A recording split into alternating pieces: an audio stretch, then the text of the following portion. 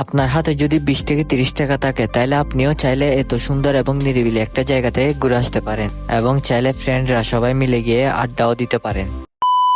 আসসালামু আলাইকুম, welcome to my another new blog. আশা করি আপনারা সবাই ভালো আছেন, আমিও আপনাদের সবার দোয়ায় ভালো আছি। আর আজকে আমরা যে জায়গায় যাচ্ছি সেখানে যাওয়ার জন্য আমাদের সর্বপ্রথম চলে আসতে হবে কাজীর ডেরি লেডিসন ব্লুর পাশে। কাজীর ডেরি লেডিসন ব্লুর এখানে আসার পর লেডিসন ব্লুর পাশ দিয়ে একটা রাস্তা আছে, ওই রাস্তাটা দিয়ে আমাদের যেতে হবে। এই রাস্তাটা দিয়ে 1 থেকে 1.5 মিনিট হাঁটার পর আপনাদের চোখে পড়বে এই সুন্দর পার্কটা, আর এই পার্কের নাম হচ্ছে জিয়া স্মৃতি জাদুঘর। আর এই পার্কে ঢোকার জন্য আপনাদেরকে কাউন্টার থেকে জন প্রতি 20 টাকা করে টিকিট কেটে নিতে হবে।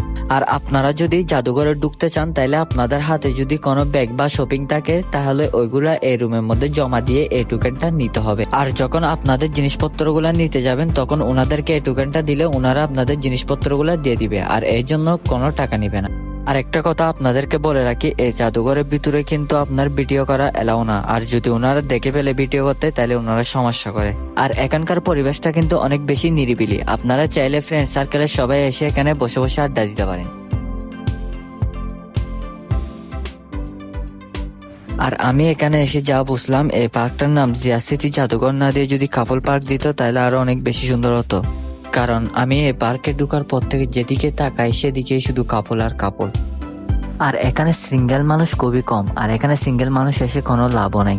যদি ফ্রেন্ড সার্কেল বা ফ্রেন্ড নিয়ে আসেন তাহলে এখানে বসে বসে আড্ডা দিতে পারবেন, আর না হলে বসে বসে এখানে অন্যজনের প্রেম দেখতে হবে। আর আপনারা চাইলে ফ্রেন্ডরা সবাই মিলে অবসর সময়ে এখানে বসে আড্ডা দিতে পারেন, কারণ আড্ডা দেওয়ার জন্য কিন্তু এই জায়গাটা বেস্ট। আর এই জায়গাটায় আগে কে কে আসছেন অবশ্যই কমেন্টে জানাবেন। আর আপনি আপনার কোন ফ্রেন্ডদেরকে নিয়ে এই পার্কে আসতে চান অবশ্যই তাদেরকে ভিডিওটা শেয়ার করে দিবেন। তো আজকের ভিডিওটা ছিল এতটুকুই। ভিডিওটা ভালো লাগলে অবশ্যই লাইক কমেন্ট শেয়ার করে দিবেন। আবার দেখা হবে নতুন কোনো ভিডিওতে। এতদিনে সবাই ভালো থাকবেন, সুস্থ থাকবেন। আল্লাহ হাফেজ।